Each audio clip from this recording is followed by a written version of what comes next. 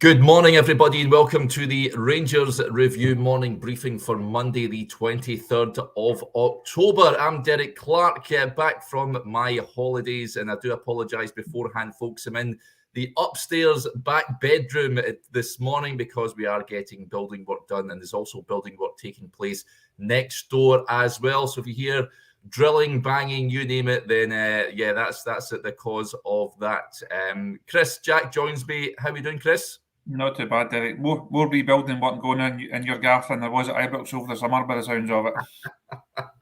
Not half. It's the rebuild after the rebuild. That's what's going on at this moment in time. So that's that. Hopefully, the sound that doesn't come across too much, folks. But just to give you a shout in case you're wondering what that is. Right, before we talk all things Rangers, just a quick word for our podcast sponsors, the MPH Group, Scotland's award-winning family-run all-trade specialists covering all of mainland Scotland. And remember, every service you opt for automatically enters you into MPH's incredible holiday giveaway. You could win a 7-night stay at the luxurious 5-star Moon Palace Resort in Cancun over in Mexico. There is said drilling, as we said. Hopefully that'll die down shortly. Chris, you were at Ibrox for us on Saturday. Rangers getting off to a winning start under Philippe Clement, 4-0 against Hibs. Goals coming from Abdallah Sima with a double, Nico Raskin and Cyril Dessers, of all people, getting on the mark as well. It was a resounding victory. It was a very much more enjoyable trip to Ibrox than what it's been in recent months. Certainly was, Derek. I think you've summed it up quite well there. No, the performance was good. The result was also really encouraging. We spoke a lot in your absence last week about how important it was for the manager to get off to a good start, because we know that the situation in the Premiership title race, any slip up from Rangers now all but ends it, unfortunately. So he had to get off to a good start, and he certainly did that. I thought Rangers were really impressive. It was much more like it. Nice to see the fans who have been long suffering this season. They've not a lot to cheer, especially at Ibrox. Good to see them get a better performance, something to cheer, something to celebrate, and I think it's quite a lot to be encouraged about as well. I think the Clement style was evident, and as I said in my piece on the website yesterday, I think one of the most encouraging things was the fact that he's still not happy. Now, it would have been easy for him to come in and lay out and say, "No, I'm really pleased and I've taken on a lot of information," and perhaps go a bit OTT. I thought his post-match, he was very grounded, he was very sensible. He was asked the first question, what impressed you most? And he said, well, impress a big word, and he said he was happy with it rather than impressed. So I think that shows the standards that he's got. It shows the messages that he'll be putting into the players. It's also a quick turnaround. We're also all focused now on the game on Thursday night, but I think there was enough in that first one for everybody to be pleased with. It's just one. There's a long way to go. Now these players have still got a lot of making up to do to the fans. They owe us a lot more than just one good result and performance against Hibs at Ibrox, but there was certainly enough in it just to give everybody a nice wee sprig in their step on this Monday morning. Yeah, absolutely. And when the team was announced, Chris, I think there was a few perhaps raised eyebrows, but many were expecting many more changes under the new manager. That wasn't the case. And if you can get a tune out, I mentioned there Dessers, like you said, great finish, incidentally. Great to see him back on the score sheet. He needed that was for sure. And other players coming on. I mean, Danilo, it was great to see him back on the pitch again. Todd Cantwell, though, for me, Chris, is huge. We've seen it with the setup for the goal for Dessers. He is pivotal for Rangers, isn't he? And it was great to see him back in a blue jersey again. No, good to see him get that half hour under his belt. Again, we spoke last week about the potential side that the manager could look to field. I think it became evident after his presser on Friday. He's also a huge guy in terms of fitness and being match ready and being able to play the full 90 minutes. So I think both myself and Josh had Cantwell starting. I think people wanted to see Danilo starting just because these guys were back in the fold. But then when the team came out, I don't think it was a massive surprise. That was probably the fittest side that he could have picked. It was the side that he also backed to go and get the job done, and it did game was done and won by half-time, and that then allows them to give Cantwell that half an hour, and then gives them that time to give Danilo a bit of time, to give Ross McCausland a bit more game time as well. So I think it was a really encouraging afternoon in many regards. And you look at the strength of the bench. Ryan Jack's back in the squad, Roof's back in the squad. Next couple of weeks, you've still got Lawrence to come back, you've still got Matondo to come back. It's not to say these guys are suddenly world beaters and they're suddenly going to turn into the best player in the league, but the squad is definitely healthier now and will be healthier over the next few games than it was in the last couple of weeks of the Michael Beale era. So I think that's definitely a positive. Also, losing Barisic was a blow. That's obviously a sore one. The manager referenced that post-match, that was a sore one, and especially, obviously, given that the next game is one that Yilmaz can't play in. So that's like a double-edged sword, unfortunately. But I think overall, and as you say, Derek, having the likes of Cantwell back, it is going to make a huge difference to this side. And rather than picking a side based on their fitness over the next few weeks, the manager will be able to pick a side based on fitness, yes, because that's one of his big things, but also on the quality of them and the way that each individual player can fit in to his system as that develops as well. Yeah. Interestingly, Clement was asked about Cantwell in his post-match press conference. He says, I don't like to speak so much about individual players because I want to see a team. I will see the next weeks, next months, who are the players who push themselves to be in that team. Todd is somebody with a lot of potential, with a lot of quality. I see other players that also have potential and quality. It's about them showing themselves to be ready. But I think, to be honest, with all the games that we are going to play, all the guys who are today on the game sheets, they will play next couple of months. They will play, and we need them to be at their top. And we have the staff together with the players. We need to work really hard to make all of them top. Yeah, you mentioned there, Chris, about Borna Barisic.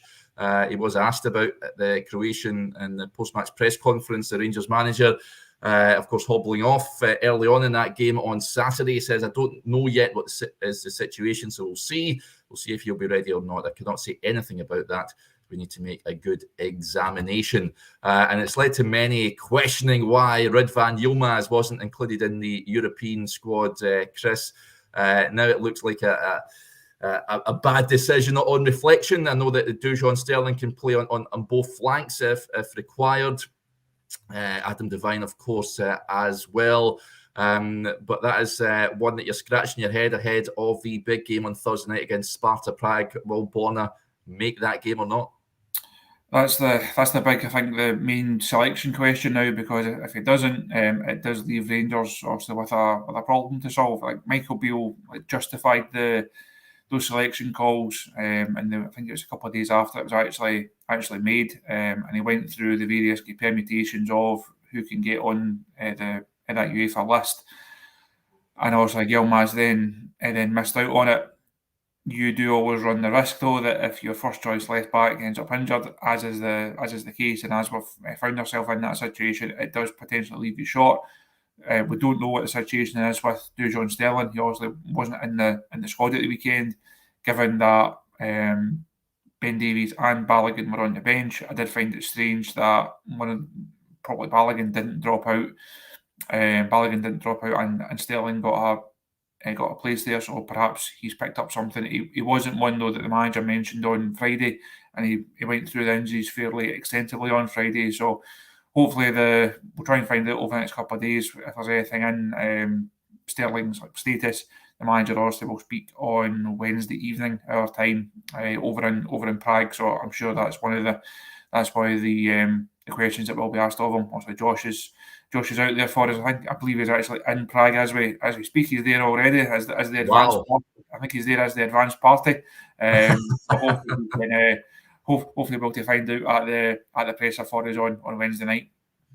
Yeah, Prague's a great city. Incidentally, folks, I've spoke to a Czech football journalist who covers Czech football in close detail. That will be available on our YouTube channel a little later on during the week. But some interesting takeaways from and what Rangers can expect when they pitch up against Sparta Prague on Thursday evening. Did you go to the game in the Seville run, Chris? Did you go over there when Rangers played Sparta? No, never been to Prague. No, it's not one of it's not one of the ones that I've managed to tick off. So obviously we was lucky enough to, I say lucky enough to be in Cyprus. It was a good trip without the regardless of the result of the performance. And we're also doing Seville later on in the stage as well. So no, Josh has managed to get his passport looked out. I say he was out. He's out there bright and early this morning away from Edinburgh. So hopefully he has a good one. And fingers crossed it's a better result and performance than that one in Limassol, because Rangers could certainly do with it in terms of getting this European campaign back on track.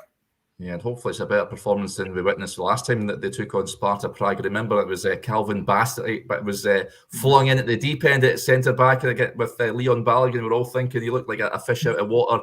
How times changed after that. He went on and had a miraculous 6 months. But yeah, hopefully Rangers can get a positive result on Thursday. We'll have lots of updates, as Chris says, folks. Joshua is over there in the Czech capital, so we'll be bringing you lots of coverage on the Rangers Review YouTube channel and on the website as well. There's an interesting point coming in just on that left back situation. The point here from Big Phil, he says, with no left back on Thursday, might we go with 3 centre halves? Do you think that's a possibility, Chris? Maybe see that on Thursday night? I wouldn't completely rule it out. If Big Phil is the Big Phil, then maybe just give us an exclusive there.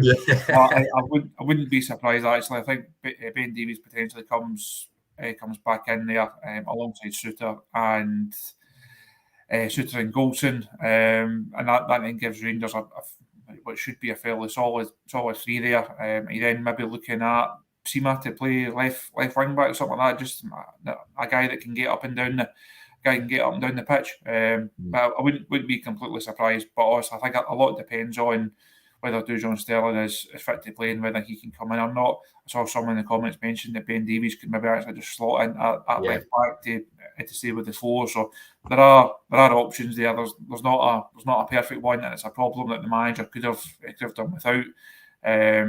But I think there's definitely options there, and there's definitely ways that Rangers can get around it, and they should still be able to go out there and get a result as just to get this campaign back on track.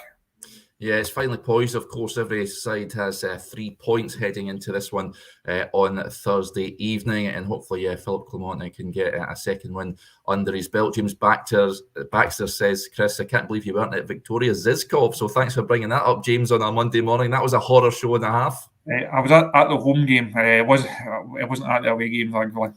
Yeah, if I remember rightly, was it 2-0 over there? And Rangers did Rangers win 3-1 at Ibrox or something like that? And went out in away goals, if I remember correctly. Tried to forget the away one completely. James's hate for bringing that one up. Yeah. Yellow card for that, James, I'm afraid. Interesting point coming in here from David Morrison. I'll get your point on this, your view on this, Chris. Do you think McCausland has a chance in the winger position? He was impressive yesterday. Of course, Rangers B team taking on the Icelandic first team Breidablik yesterday at the training centre. Very experienced looking lineup that Rangers started with. It was McCrory, Devine, Fraser, Davis, Balogun, King, McCausland, Rice, Danilo, McKinnon and Lyle. They fell to a 3-2 defeat yesterday. But McCausland has been earning rave reviews, Chris. I've been impressed every time I've watched him in the Rangers jersey of late. Do you think he could be an option for the new manager, do you think? I don't see why not. I thought he's certainly done himself no harm in the game time that he has had off the bench in the last couple of weeks. I think if you look at how the team set up at the weekend, and if you think that the manager does like to play with a bit of pace in the wide areas, then McCausland ticks those boxes. I think if you said to the crowd, who would you rather have in the side? Do you want to give Scott Wright another game, or do you want to give McCausland a chance? I think it would be a fairly comprehensive win for the youngster there. So I think the squad has obviously been built in a certain way, through Michael Beale's thinking. There's not a lot of pace. There's not a lot of natural width in there. But McCausland does provide that. Certainly while Matondo's out, the pace in the side is really coming from Sima. So I think if the manager does want pace on both sides and he's keen to utilise the flanks a bit more, that may well open the door for McCausland. So nothing against Scott Wright. I thought he came in at the weekend, was probably one of the most surprising names on the team sheet, and was fine. Didn't do anything wrong. It was okay without being man of the match stuff. It was fine. But you do wonder if, I say, well, Matondo's still working his way back to fitness, if we might see McCausland certainly in some of the games at Ibrox, be given that chance. I think it'd be a big call to put him in on Thursday night. But that's not to say that obviously Dundee and Hearts coming up. No, there's maybe a chance in there for him. I think, as we said last week after the manager was appointed, for the likes of McCausland, for Lovelace, for Rice, if the manager is offering these guys the chance to be part of the first team squad, and he's giving them the chance to get 10, 15 minutes, maybe even get half an hour or so, who knows where that opportunity could take them. Now this change of manager, this opportunity could be the making of them. Yeah, and he's not afraid to play young players as well, Philippe Clement. So that could be very encouraging for a lot of the young players coming through the B team. There was a point raised here. Well, first of all, Bluebells are blue says if Echo can play left back as well, played there much more than Davis. You're absolutely spot on, buddy. And Dean Henderson on that left back situation. Is there any word on Sterling not being seen or heard for a while? No B team action yesterday or on the bench for Hibs. Should we report him missing? Dujon Sterling, Chris, any update on Dujon? No, I think it's one we'll hopefully try and find out over the next couple of days. I say when the manager speaks on Wednesday, I think it'll be Wednesday evening by the time Rangers get out there. That'll be his next press conference. So hope I say that will be one of the talking points for the boys out there. There'll also be a more general injury update, and it'll be interesting to see how close the likes of Cantwell is to starting, how close is Danilo having played Saturday and Sunday, how close is he to start? Ryan Jack potentially comes in there as well. So I think the injury update will be quite intriguing. Part of that, there will be something on Sterling as well. Yeah. What have you made of Clement so far, Chris? You've been in a few press conferences now. For me, he speaks really well. I've been intrigued to listen and watch his press conferences. He talks a good game. He looks like he's a no-nonsense sort of character. He knows what he wants, and I think that could be a good thing going forward. I think he's exactly the sort of manager that Rangers require at this moment in time. I think there's no. I said this to the boys as we're walking out of Ibrox after the unveiling press on Tuesday. There's no bluster about him. He doesn't speak in cliches. He didn't come across as a guy who had spent Tuesday morning rehearsing lines in the bathroom mirror to say, I'm going to say this about Ibrox, I'm going to mention the history, I'm going to mention the fans, and I'm going to mention this, that, next thing, trying and get people on board. He answered his questions straightforward, but I think he's got that kind of. He's mentioned the line about I'm not a magician, and a couple of days later I'm not Harry Potter, and he's bit back at a couple of people, and I think he's got his own unique style in pressers. Sometimes he gives a lot away in terms of, I say when he spoke on Friday, going through the injury situation and spoke about why it's a problem, how he plans to fix it, why he's as invested in it. That type of thing was a really insightful answer. Other times, if you try and get things out of him that he doesn't want to tell you, he's happy enough just to bat those ones back at it. So I think he's been good so far. Obviously, a couple of impressive press conferences don't make you a surefire success as Rangers manager. It's all about winning games and also winning trophies, most importantly. But I think there's enough there to suggest that he's got this interesting character about him. And I think the way that he's straightforward with the media, if he can translate that into being straightforward on the training ground and straightforward in the dressing room, he should be the type of guy that players want to play for. I said there was no cliches, there was no bluster and nonsense from him. So I've been impressed with him so far. Yeah, and as you can hear, folks, the drilling has begun once again outside, so I'll try and talk as loud as I can. Huge thanks, incidentally, to Bluebells Are Blues, gifted 5 Rangers Review memberships to our YouTube channel. Thank you very much, buddy. That is very kind of you to do so. So, yeah, hats off to you. There's a comment that's come in here. I wanted to get your view on it, Chris, an interesting one. From Denzel, who raises the point. He says, on a few occasions now, Clement has alluded to a lack of fitness in the squad. Surely Beale had these guys in condition. What did you make of that? I think his answers on this on Friday were really interesting.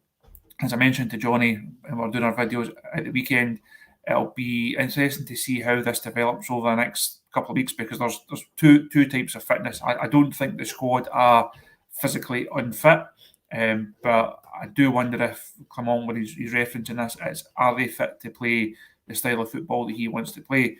I think it's going to be more intense than Michael Beale. Now we've seen enough of the Beale blueprint over the last year or so to know it was quite slow and it was a bit boring at times, unfortunately.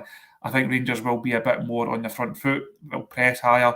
I think Dessers mentioned that after the game on Saturday that him and a couple of the boys almost broke records, and I'm assuming that was in terms of distance covered and the Ks that they ran. So I think it's going to be interesting to see the style of the side, and really to see how much the physical exertion comes into it. Because if you're going to play that high press, if you're going to play a faster tempo and have this dominant style that the manager has referenced, the players have to be in the right condition for that. So I don't think it's a case of he's inherited a squad that are completely unfit and they're not like carrying extra weight or that type of thing. Because Michael Beale has done enough pre-seasons his time to make sure that the squad are at a certain physical level. But I think it's maybe just a case of Clement looking to raise that bar a wee bit, and that strength and conditioning work now is going to be a big part of his regime by the sounds of it. Yeah, absolutely. Lots of comments coming in. First of all, DJ Sub, nothing like some window cleaning on YouTube. You getting your windows cleaned in the background there, Chris? Yes, a guy had just come round. I gave him a quick nod as he walked by the window there. So it's all happening in our respective homes this morning. Thankfully, I'm done with the building work. I don't have anybody else in doing that, but it's all happening. It's nice to keep people interested. Yeah, absolutely is, folks. It's all kicking off. Just on the issue of the fitness issue, Damien says definitely overtrained. He says Stephen Gillespie with the point. I'm not sure he's talking about fitness. Thinks more about players being out. Thought it was interesting prior to his press conference, prior to him saying he's got a vested interest in the medical side of things, Chris. I thought that was very interesting. He wants to know every little detail about players who are how their rehab's going, their treatment, and how long they're going to be out. I thought that was very interesting. It is because we've seen over the last couple of seasons how much that's really impacted on Rangers. The injury situation that Giovanni had ultimately played a part in him losing his job, because he lost that many players.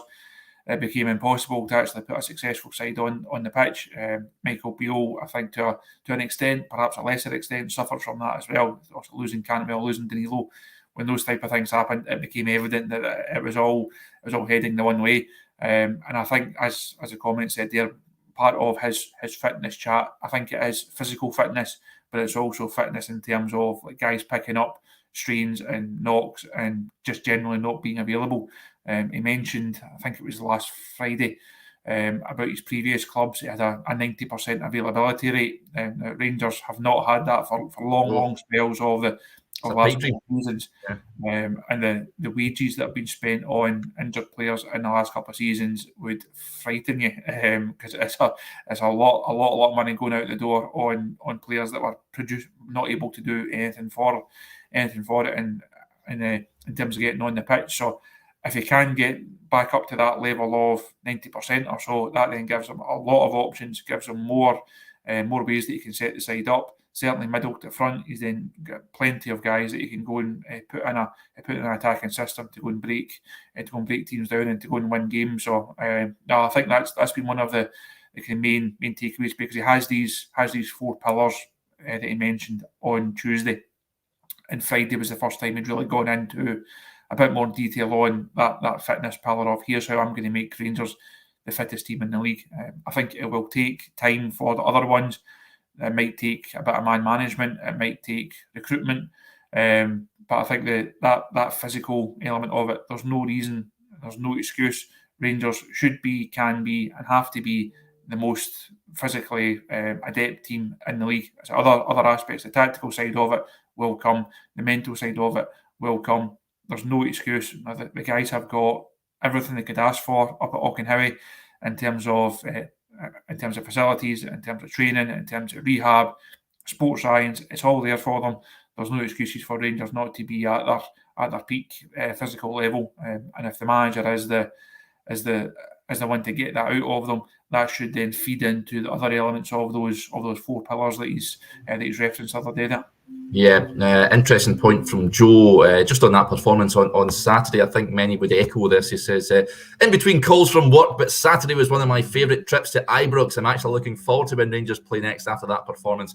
And he caveats that by saying not expecting a win against Sparta. Obviously, I don't know. I think they're more than capable of going out there and getting a positive result. But that is the main thing for me, Chris. I was hearing people were messaging me saying that was the first time I've actually enjoyed a game at Ibrox for quite some time now, and that's really what we asked for. But when Rangers were looking for a new manager, just someone that can bring an excitement factor back, someone that can bring a bit of enjoyment back to watching Rangers again. As I said at the start, now the fans are long overdue a performance like that, but also it's only one. As much as it was enjoyable and there's positives there and there's reasons to be encouraged there, if we then go out on Thursday and lose 2-0 and it's flat and uninspiring, then there's always the questions being asked. There's a lot of hard work to do. I think we can all map out how we'd like to see the next 2 months or so of the season go, and that is winning every Premiership game, winning the Viaplay Cup and qualifying for Europe. You then go into the Parkhead game, real momentum, a real feel-good factor behind you. And if you can then win that one, it changes the dynamic of the title race. That's maybe a bit of blue sky thinking. It's maybe being overly optimistic, but that has to be the target. Time will tell if it's realistic or not. And time will tell if the squad are capable of doing it. But I had to get off to a good start on Saturday. The team and the manager had to give the fans something to get behind. And again, that was something that Clement actually referenced post-match in terms of that synergy, as he called it, between the players and the fans, because the last few weeks of the Beale era, it got really toxic at times. Now, the players were being booed off, there's guys being jeered, there's ironic cheers coming when players have been subbed, or the manager took a lot of flack. And that's not a healthy environment for any team or any football club to find themselves in. I think there's the appointment of Clement. It's not been an overwhelming majority of everyone's behind him. Everyone really wanted this guy. Everybody's buying into it. I think that's a good thing. Now, he's come in. He's got people to win over. He's got people questioning his track record. He's got people asking if he's the right man for the job. Should it have been Kevin Muscat? Should it have been something else? But I think that shouldn't be seen as a negative for him. I don't think he would put too much emphasis on it. Because again, as he said on Saturday, he's focused on the players, he's focused on the team, on the collective rather than individuals, and certainly not himself. But these players have a lot of making up to do, and some have been involved in more failures than others. Some have. Some have impressed more this season than others. That's a very small list of people that have impressed. But it also shows the room for improvement, and a lot of these guys is huge. And if the manager can get a tune out of them, if they can find ways to raise their levels and get back up, the fans have shown they will come with you. The fans have shown they just need something to buy into. They just need something to believe in again. And when all those factors come together, Rangers can be a really powerful force. It's just how quickly that can happen, and if it can happen. Yeah, William Burns with the point says, "Good to hear Dessa's been cheered as he came off." Absolutely, couldn't have felt nice for him when he was getting booed at points at the tail end of Michael Beale's tenure. So hopefully we can start seeing him producing the sort of quality of football that Rangers splashed out a lot of money for him in the summer. So great to see him getting cheered off. Shout out once again to Bluebells or Blue. Aldo says he's a legend for gifting 5 memberships to the chat. Absolutely is. Thank you, buddy. That is much appreciated. Richard Purdy sums it up here. He says positive vibes around the place now. Absolutely. I mean, it is only one game, and Philippe Clement will say that as well. As a lot of work to be done. But a good start to his campaign on Saturday. And it was also a great result as well yesterday for the ladies team. So congratulations to them. Defeated Celtic by 2-1. William says, great result and performance from the women's team yesterday. Jo Potter is doing a very good job. She certainly is, Chris. She is. She spoke ahead of the manager on Friday. She held her pre-match presser just before the manager and Tav came in. I've done a couple of interviews and a couple of press conferences with her now, and she does speak well. She's obviously someone who's come up to Scotland with huge experience as a player. She's earned her stripes in terms of coaching. That was something I did a piece with her when she was first appointed, and she kind of outlined her coaching journey and putting in the hours on, working during the day and then going doing these sessions at night to try and build up her coaching career, and it's certainly paying off so far. Now talking about the rebuild in terms of the first team, there's a big rebuild in terms of the women's side over the course of summer as well. There's a new manager in. And it's been an encouraging start to the season, and there's nothing quite like an old firm win just to keep everybody on board and keep things ticking over nicely. So hopefully the side can continue that over the next few weeks, because we know how important the Glasgow City games and the Celtic games are. That was evident last season and also the season before that.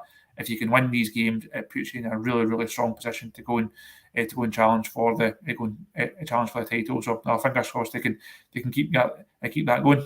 Yeah, congratulations to the women's team yesterday. Great result. Right, folks, that'll do us there. Apologise for the noise that was seeping through at points. Hopefully that'll be sorted when we're coming on tomorrow, and I won't be banished to the back room. I'll be back in my front room, aka my grand's front room, as a lot of comments suggest, with the decor behind me. But yeah, it was great to have your company as ever, Chris, and thanks to everyone who are interacting with the show. Just a reminder, if you want to subscribe to the Rangers Review website, you can do so for just £18 for an entire year. Head over to rangersreview.co.uk/subscribe to sign up, and all the details as well. If you want to join our ever-growing WhatsApp group, then the all-important link is in the description below. So click on that if you want to keep up to date with all the latest news coming out of Ibrox. As we mentioned, Joshua over there in Prague, there'll be lots of content coming your way, and that chat with the Czech football expert as well will be heading on the channel shortly, as we build up to the game on Thursday night.